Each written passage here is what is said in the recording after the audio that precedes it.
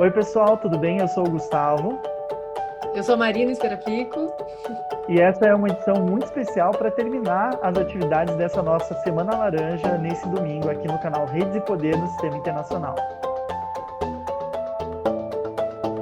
Bom, pessoal, boa tarde, bom dia, boa noite, dependendo da hora que vocês estiverem assistindo esse vídeo. É com muita felicidade que a gente termina hoje as nossas atividades dessa Semana Laranja, uma semana que se inspira numa proposta do ex-secretário-geral da ONU, Ban Ki-moon, de todo dia 25 do mês trazer uma discussão sobre gênero, uma discussão sobre violência contra as mulheres e o seu combate. Esse ano a gente não fez todos os meses, né? Mas a gente separou essa semana entre o dia 23 e hoje, dia 29, para discutir essa questão dentro das relações internacionais, da política, da geopolítica, da segurança internacional.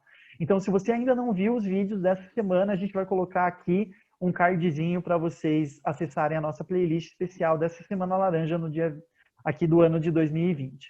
E para terminar, eu não podia estar mais feliz e honrado de ter a minha grande amiga, Marina Esperafico, como a convidada desse vídeo, para que a gente possa debater aí algumas coisas bem legais sobre esses temas que a gente está trabalhando aqui durante essa semana. Marina, muito obrigado de novo. A gente, de novo, não canso de falar que a gente fica muito honrado com a tua presença. Eu queria que, antes da gente começar, você se apresentasse para o pessoal, falasse aí da tua formação, da tua trajetória e como raios você foi parar do outro lado do Oceano Atlântico, onde você pôde desenvolver a tua pesquisa. Ai, que delícia. Obrigada, Gustavo. A honra é minha de estar aqui, de ter sido convidada para conversar sobre um assunto tão relevante. Parabéns pela iniciativa. A gente precisa estar o tempo todo revisitando todas as arestas e ocupando todos os espaços para falar sobre esse assunto que é urgente. Então, obrigada por esse espaço. Bom, como que eu vim parar aqui? Sempre foi meu sonho parar aqui, Ah, que bom, né? então estou muito feliz. Só para explicar para o pessoal, fala onde você está Estou agora. em Londres, Ah, legal. finalizando minha jornada aqui em Londres, na verdade. Foi uma jornada que começou em setembro do ano passado. Eu vim para cá para fazer um mestrado em Gênero, Desenvolvimento e Globalização. Fiz esse mestrado na London School of Economics and Political Science. E essa jornada começou porque eu ganhei uma bolsa de estudos do Chevening, que é uma Hum, bolsa hum, que é mantida pelo Foreign Commonwealth Office do Reino Unido. Bom, eu sou formada em Relações Internacionais pela Unicuritiba, me formei há muitos anos, eu Não pode acabei entregar saindo. nossa idade, hein? Não, não vou nem falar quantos anos, porque eu peguei ninguém fazer matemática, que ninguém fazer conta. Isso.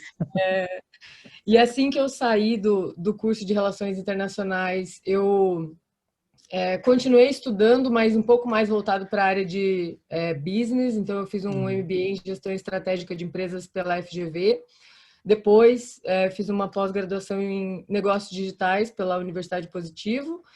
E aí, eu resolvi voltar para um aprofundamento teórico maior na área de gênero, por razão da minha trajetória profissional, né? Eu uhum. comecei a trabalhar depois dos estágios que fiz durante a faculdade. Eu acabei entrando na Câmara Americana de Comércio, onde conheci nosso ilustre entrevistador, e, e que foi um período de muito aprendizado. Depois acabei entrando no Hospital Pequeno Príncipe, Uhum, fiquei por lá por alguns anos e aprendi muito sobre o terceiro setor. Depois trabalhei no governo do estado, uhum, na área de atração de investimentos, o que me abriu bastante é, é, as noções de como essas questões acabam uhum, se dando, como é que é trabalhar dentro do governo.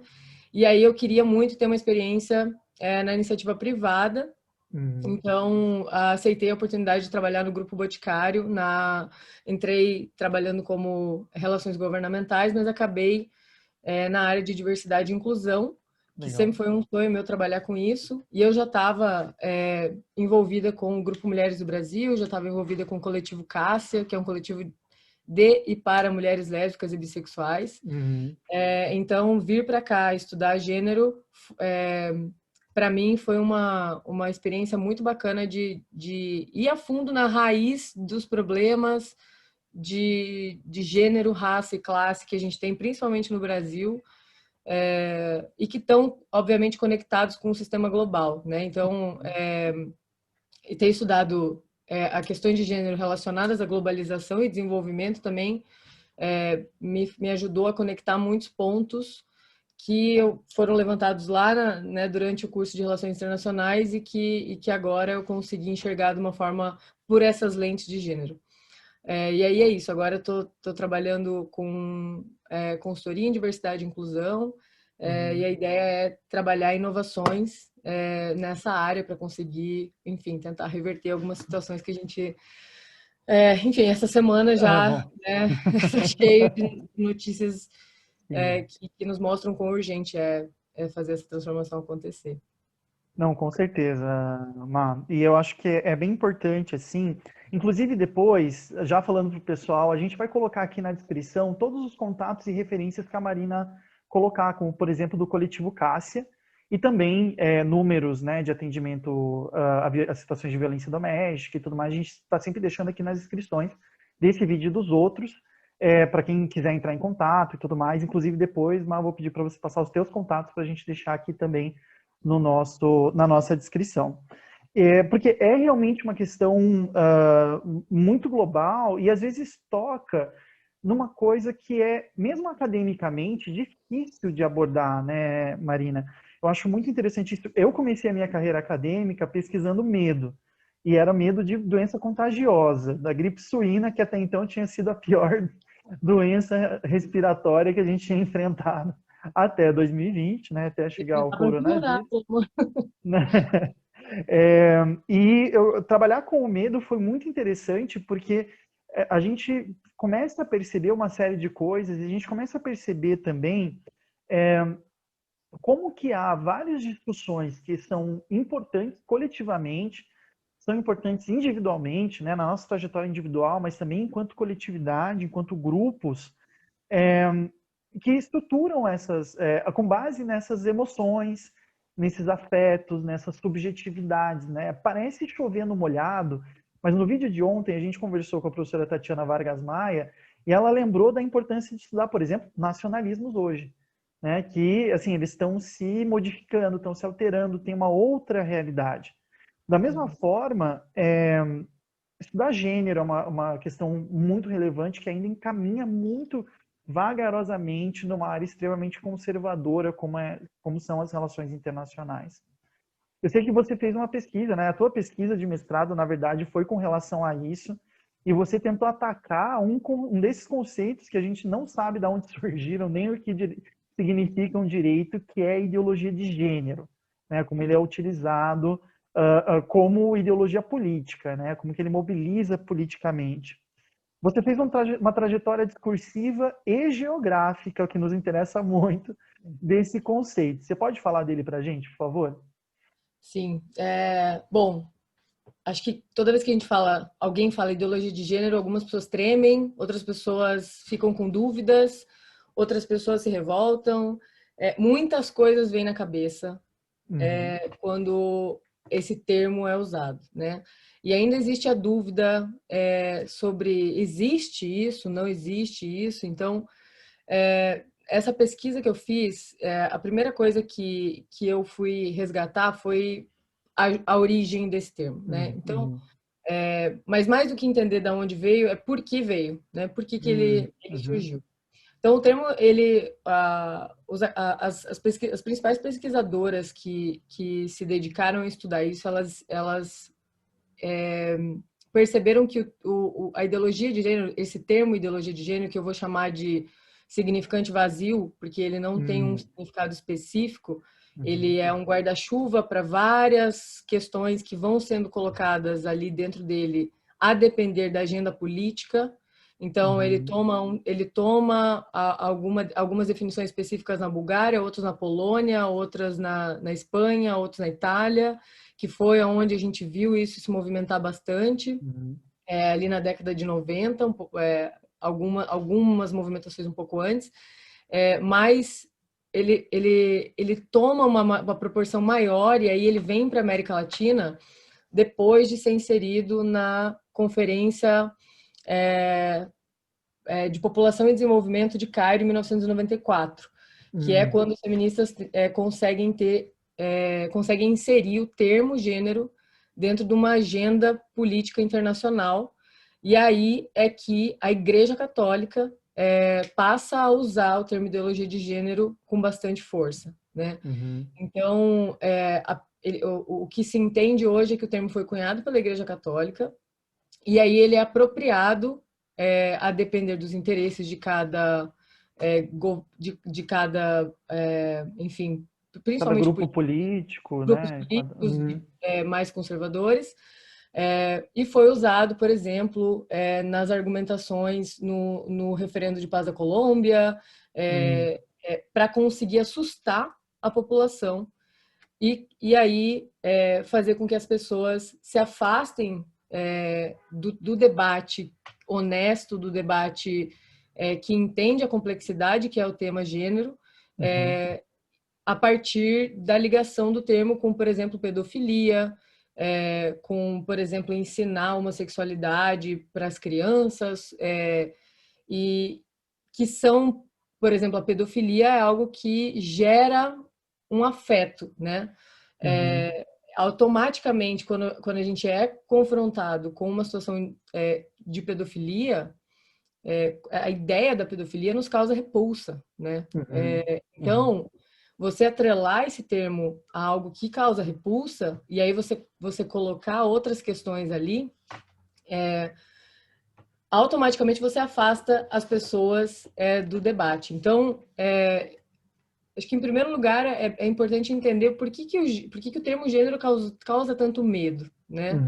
Por que ele gera essa necessidade de se criar um termo vazio para poder afastar as pessoas do debate honesto. Porque ele está na base do sistema patriarcal, né? Eu vejo dessa forma, né? Se a gente classifica os níveis hierárquicos de poder a partir do gênero, ou seja, o homem e a mulher na nossa sociedade, é preciso que se identifique uma pessoa enquanto homem ou enquanto mulher. Se isso não for bem dividido, o controle fica mais difícil de acontecer. Só que isso acaba se desdobrando em uma série de outras coisas, né? Quando a gente fala sobre o sistema internacional e a gente vai falar sobre tráfico de pessoas, vai falar sobre A exploração situação das sexual, refugiadas, né? Que, refugiadas, até a movimentação do sul global para o norte global, de mulheres para ocupar as posições em que as mulheres do norte global não estão mais dispostas a ocupar, né?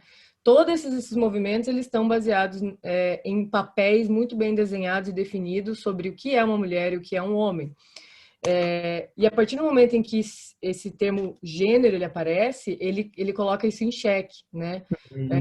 Porque você começa a falar sobre performatividade, né? A Judith Butler, principalmente, trazendo as teorias pós-modernistas, né? Que as feministas pós-modernistas que começam a trazer um debate que questiona muito todas as análises, o papel universal, a representação universal da mulher, né? A partir do momento em que você vai inserindo a mais e mais questões de raça, questões de classe, todas as intersecções e questionar especificamente o que o gênero faz, né? E não necessariamente o que o gênero é, mas o que ele faz, a gente começa a criar um problema, né, para esse sistema. E aí é que, principalmente os grupos conservadores, que se baseiam nesse conservadorismo, que se baseiam nessa estrutura, reagem, né? Então, o que a gente entende hoje é que o termo ideologia de gênero ele surge para combater o avanço das pautas feministas no sistema internacional. E aí, até que ele chega no Brasil, que é um país extremamente católico, né? Hoje a gente tem também uma presença cada vez maior das igrejas neopentecostais, E ainda que seja importante a gente reconhecer vários movimentos progressistas dentro de todas Uhum. as religiões, ainda há uma, uma relação muito íntima das pessoas com o que se prega nas igrejas e até um distanciamento de qualquer questionamento que se pelo fato de ser algo sagrado, né, da Uhum. religião trazer essa figura de uma coisa que eu falei um pouco sobre na minha dissertação é a igreja ela dá aos fiéis algo que talvez os governos não tenham conseguido dar, que Uhum. é um espaço de comunidade para que as pessoas possam conversar, para que as pessoas possam De autoajuda, né? De auxílio entre exato. si. Uhum.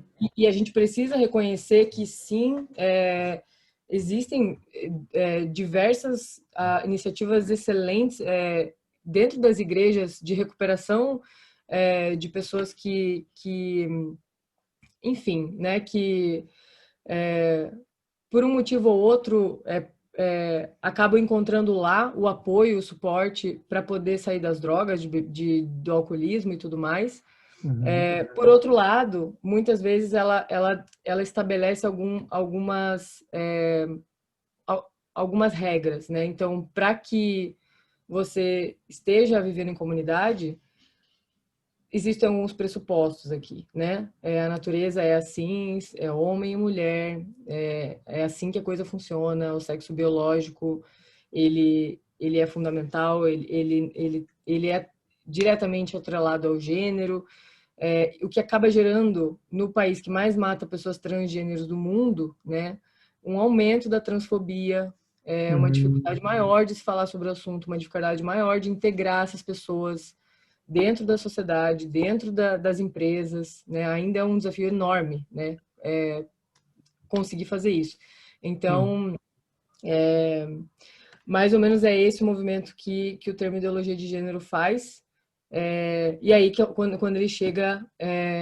A, e aí, o fato dele trabalhar muito com essa questão das emoções. Em Eu acho relação. muito. Pode Por falar? Não, favor. vai lá.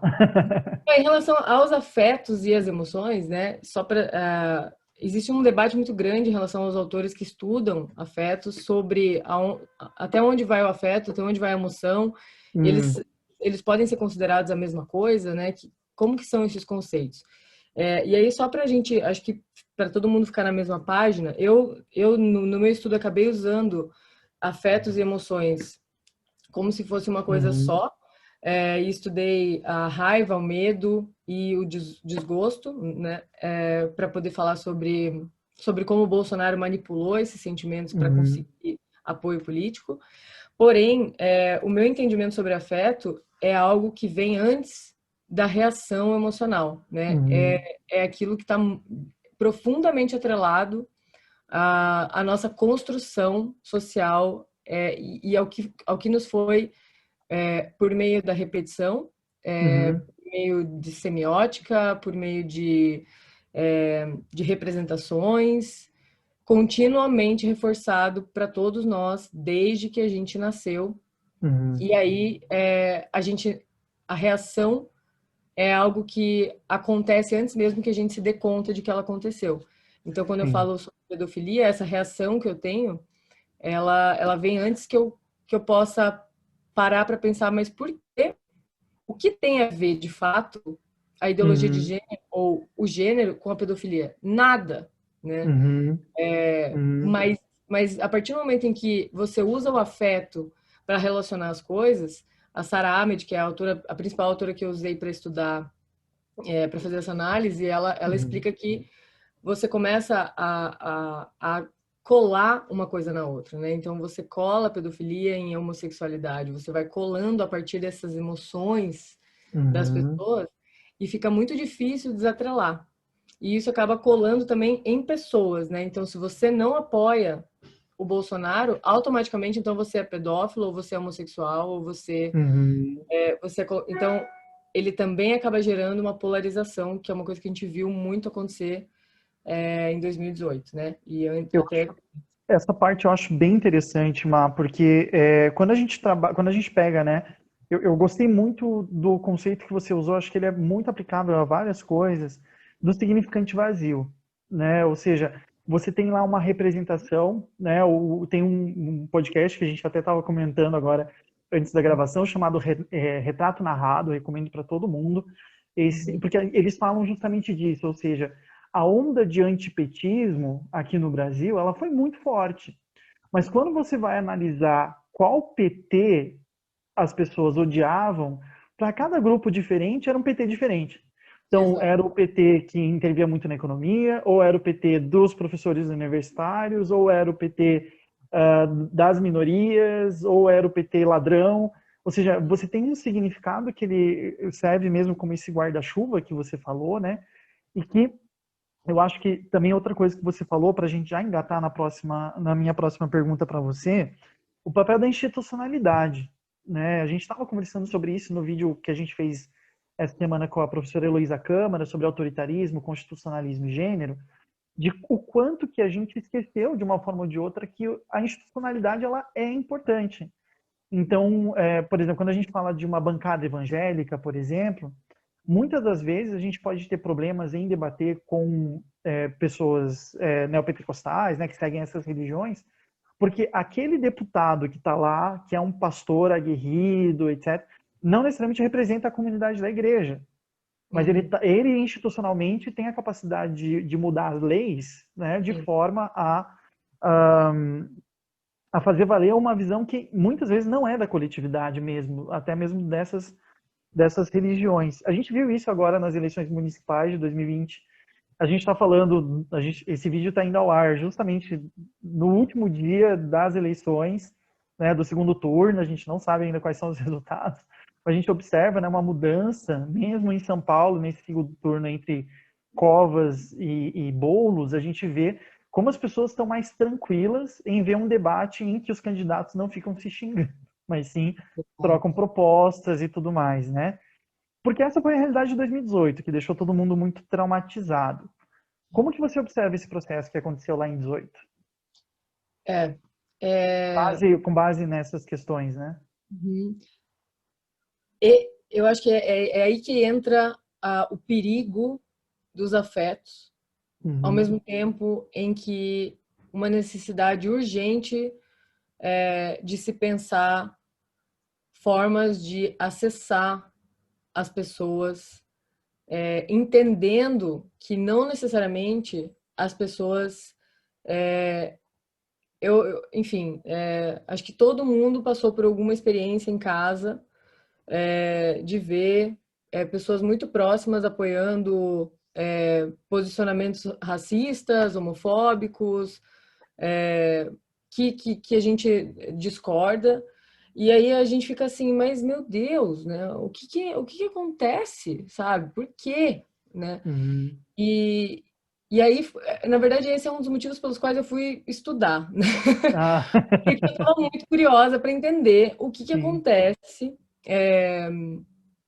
para que as pessoas, por exemplo, ignorem questões mais práticas relacionadas à política, né? Uhum, Propostas concretas, o histórico, por exemplo, do Bolsonaro, né? uhum, Se uhum, você for olhar o histórico dele enquanto parlamentar, não há nada concreto que justifique colocar ele na presidência, né? Não há uhum, exemplos práticos de coisas boas que ele tenha feito para que justifique essa confiança que o povo brasileiro deu, colocou uhum, nele.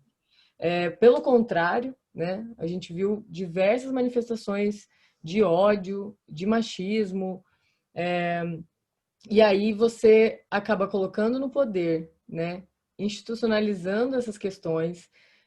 O mesmo acontece com outros parlamentares, como você bem mencionou, e aí a gente acaba. Bom, as surpresas estão aí, né? A uhum, gente tá vendo a situação em todos os âmbitos, na saúde, na educação, no meio ambiente, na economia. Os números estão aí para provar que a gente muito provavelmente se deixou levar pela emoção. uhum, E essa emoção está relacionada a quê especificamente, né? E aí a gente volta também para a questão é, religiosa, né?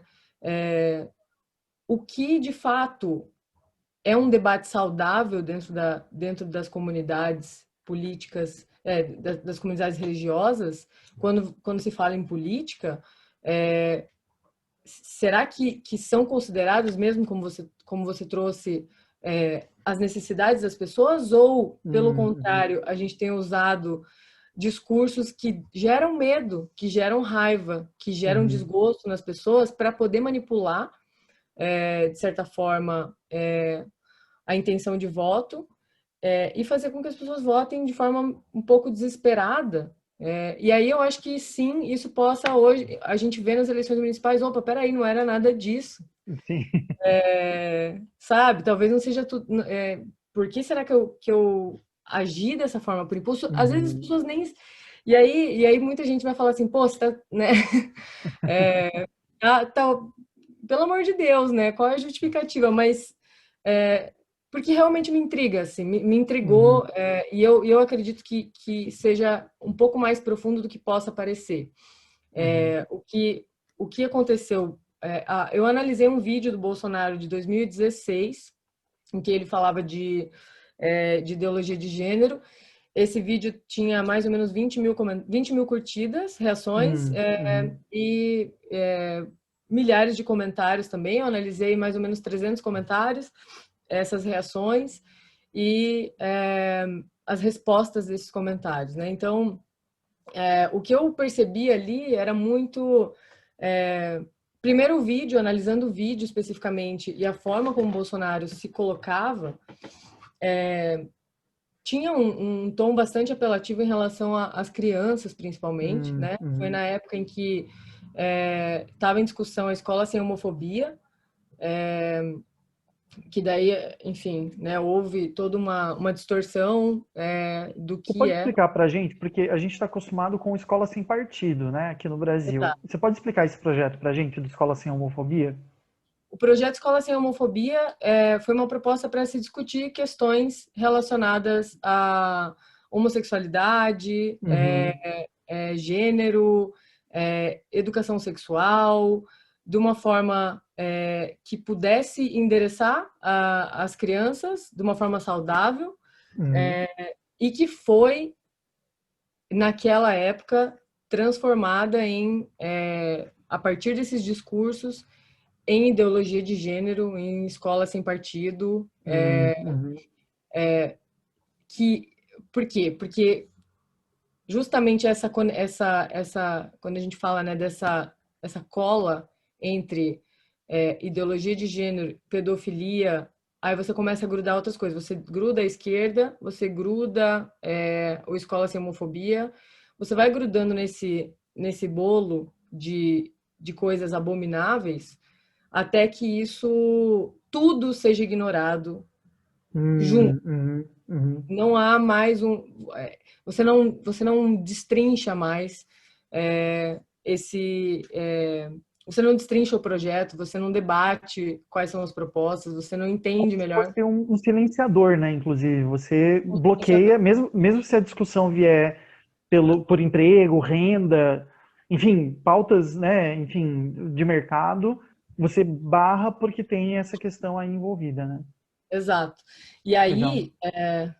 aí, o Bolsonaro ele traz esse discurso que, considerando que a gente vive numa sociedade extremamente patriarcal, conservadora, né? A gente sabendo que a democracia racial é um mito, que a gente é o país que mais mata mulheres trans no mundo, que a gente é um país onde a violência contra a mulher a gente estupro a cada... Nossa, essa semana eu tava olhando todos esses números de assassinato, feminicídio e estupro. Não vou falar agora exatamente os números, mas são questões de minutos. E o que é assustador, se não me engano, 11 minutos, a Sim. cada 11 minutos.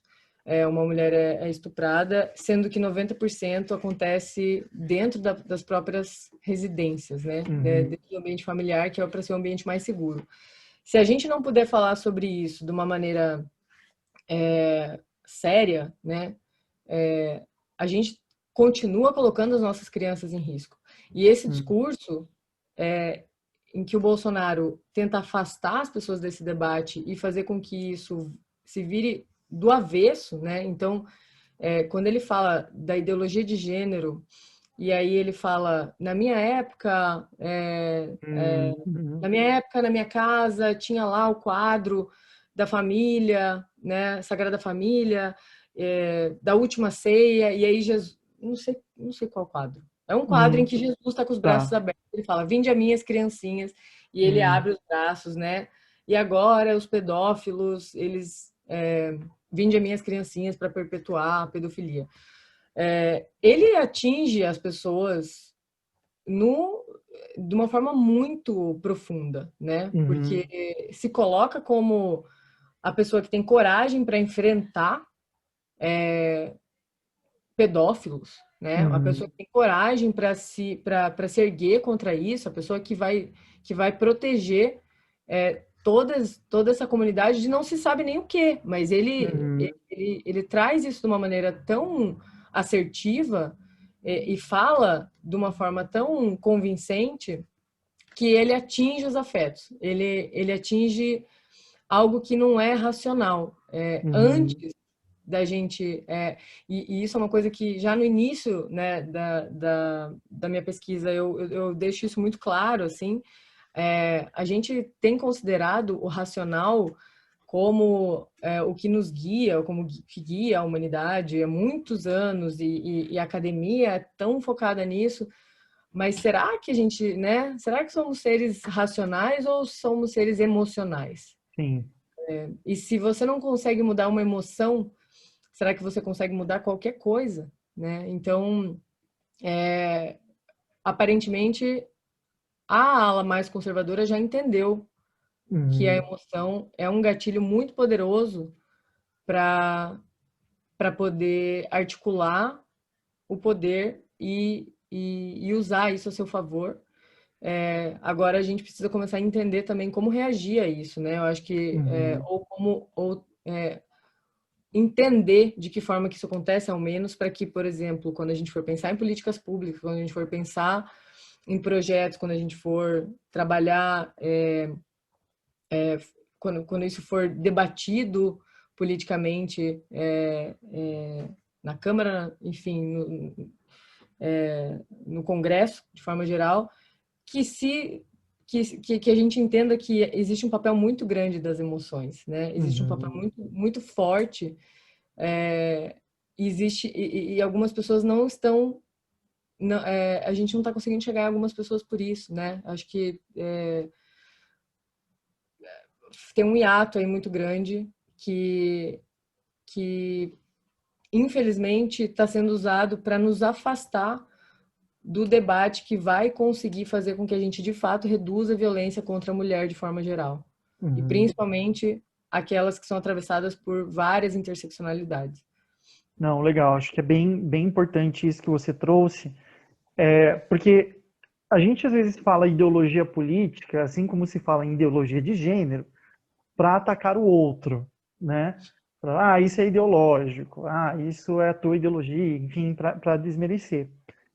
Para a gente terminar num tom esperançoso, pelo menos, terminar essa semana num tom esperançoso. Quais são alguns possíveis caminhos? Claro, né? Não existe salvação de colheita, mas quais são alguns possíveis caminhos pelos quais a gente pode reconstruir esses afetos, Má? Acho que, em primeiro lugar, a gente precisa prestar atenção à saúde mental. Hum. Existem traumas. Todas as pessoas. Isso parece. Assim, falar sobre isso é delicado porque existe uma resistência muito grande, que eu vou chamar aqui de uma resistência colonial, inclusive, Uhum. que coloca o racional como o centro, né? E atrela ele ao masculino, coloca o emocional atrelado à mulher. A gente sabe como tudo que é atrelado ao homem é visto como o correto, enquanto que Uhum. atrelado à mulher é visto como frágil e como o desnecessário, né? É isso que é a base do mansplaining, né? Que é quando o homem tenta explicar o que a mulher acabou de falar, ou o man interruption, que é quando o homem interrompe uma mulher no meio da fala dela. tudo isso está baseado nessas ideias que a gente tem, que elas são introjetadas em cada um de nós desde que a gente nasceu, né? E esses pequenos traumas, microagressões, ideias, eles vão sendo solidificados na nossa cabeça, Uhum. e a gente precisa começar a quebrar isso lá de forma muito profunda. Eu acho fundamental que a gente fale sobre processo histórico, acho que é necessário a gente trazer as grandes revoluções, elas precisam acontecer em paralelo, os Uhum. protestos precisam continuar acontecendo, porque, na minha opinião, a gente não tem que escolher um lado pelo qual atacar para conseguir fazer a transformação acontecer. A gente tem que ir por todos. Agora, o que eu acho que ainda falta é que é você inserir, por exemplo, na educação de base, uma Uhum. educação emocional, inteligência emocional, para que as crianças possam começar a identificar o que faz parte delas e o que é algo que o mundo trouxe, o mundo exterior trouxe, né? Que não faz parte Uhum. do que elas de fato são, porque elas não são preconceituosas, porque elas não Uhum. são é, é, elas não são segregacionistas, né? Elas imitam, elas começam elas se protegem, Uhum. elas começam a entender as relações de poder e vão agir em cima disso. Então, eu acho que falta, e eu apostaria todas as minhas fichas na inteligência emocional, Legal. e uma segunda coisa que eu acho fundamental, inserir a pauta de gênero de forma transversal Uhum. na educação, Uhum. né, nas políticas nacionais, regionais, nas empresas. Não vejo a pauta de gênero como algo, uma disciplina a mais Uhum. ou algo que a gente conversa na sexta-feira no último horário. Eu acho que a gente precisa estar falando sobre gênero quando a gente fala de geopolítica, a gente tem que estar falando sobre gênero Uhum. quando a gente fala de direito, a gente tem que falar de gênero quando a gente fala de todos os temas, para que, porque em cada uma dessas disciplinas ele vai se manifestar de uma forma diferente. E se a gente conseguir começar a pensar um engenheiro pensando com as lentes de gênero, um médico pensando com as lentes de gênero, um professor pensando com as lentes de gênero, aí sim é que a gente começa a diminuir as desigualdades de gênero. Para mim, acho que Uhum. são esses caminhos. Não, perfeito. Não Fácil poderia não é, terminar. né? Não, fácil definitivamente não é, com certeza. Mas vale a Mas a gente pena. vai tentando, né? Com certeza. É uma luta que com certeza vale a pena. Marina, infelizmente esses videozinhos são muito curtos. A gente está, né, Melhor. tentando levantar vários debates, mas eles são muito curtos. Eu queria te agradecer muito. Queria te perguntar se você quer deixar uma última palavra, e também como que as pessoas podem te encontrar, se por e-mail, por plataformas, enfim.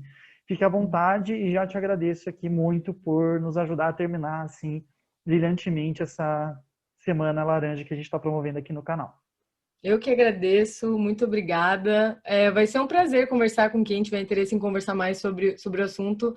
Posso passar horas falando sobre isso. Meu e-mail a gente pode deixar meu e-mail aqui. Isso aqui na descrição vai estar o e-mail. Isso. Ótimo, meu e-mail. Também no LinkedIn, Marina Esperafico. Uhum. No Instagram, @maesperafico. Facebook, enfim, fiquem à vontade para entrar em contato. Também tem um canal no Instagram chamado Desmitifica, sem o S, que é justamente para a gente quebrar alguns tabus que são construídos a partir desses afetos dentro da gente. Acho que esse trabalho de formiguinha aí, eu acredito Com muito que certeza. um dia a gente chega lá. Com certeza. Muito obrigado, Mar, de novo. Fico muito feliz aí por ver o resultado da tua trajetória no mestrado, né? A gente foi acompanhando passo a passo aí. É, boa sorte, né, nas próximas aventuras aí.